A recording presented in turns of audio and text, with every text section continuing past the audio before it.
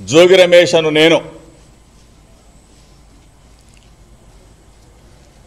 నేను నమ్ముకున్న నా కుటుంబం సాక్షిగా, నా భార్య బిడ్డల సాక్షిగా, నా వర్గాలు అభిమానించి నా బలహీన వర్గాల సాక్షిగా, నా రక్త సంబంధికులైన నా గౌడ జాతి అన్నదమ్ముల అక్క చెల్లెమ్మల సాక్షిగా, నేను అడుగులో అడుగు వేసి నడిచిన నా వంగవీటి మోహన రంగా గారి అభిమానుల సాక్షిగా రాష్ట్ర ప్రజలకు చెప్తా ఉన్నాను, ఈ కేసులో గన నేను చంద్రబాబు నాయుడు ఆరోపించినట్టుగా నేను దీనిలో ఇన్వాల్వ్ అయి ఉంటే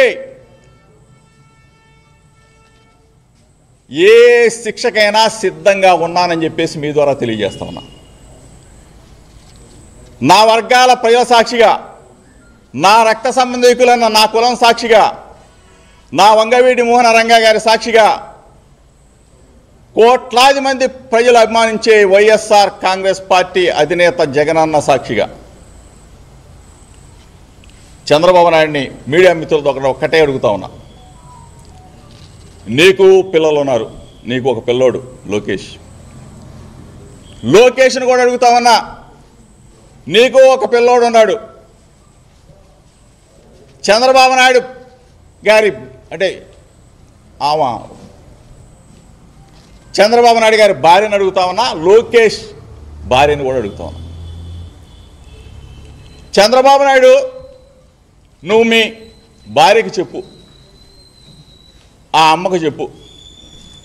లోకేష్ మీ ఆవిడ బ్రాహ్మణికి చెప్పు. జోగి రమేష్ ఈ విధంగా చేశాడు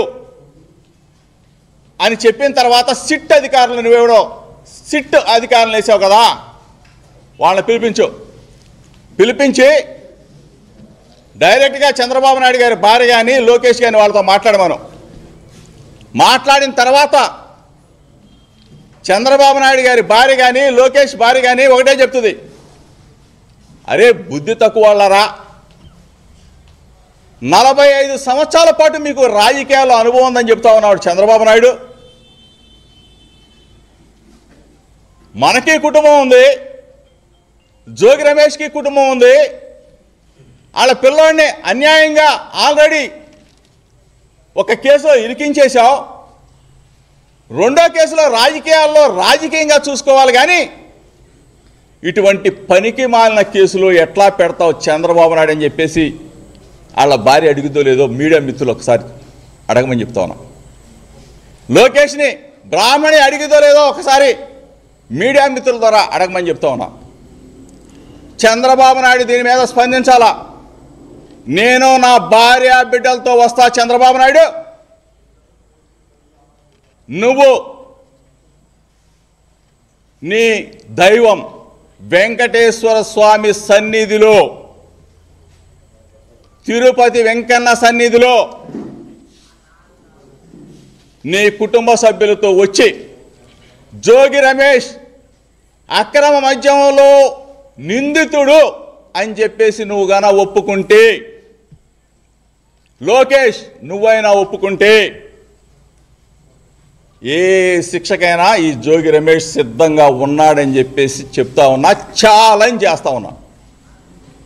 బలహీన వర్గాలంటే మీకు అంత అలుసా? అక్రమ మద్యం ఏంటి సంబంధం? నేను వెళ్ళి అక్కడ అక్రమ మద్యాన్ని నారావారి సారా ఇది ఏరులై పారిస్తూ ఉన్నాడు.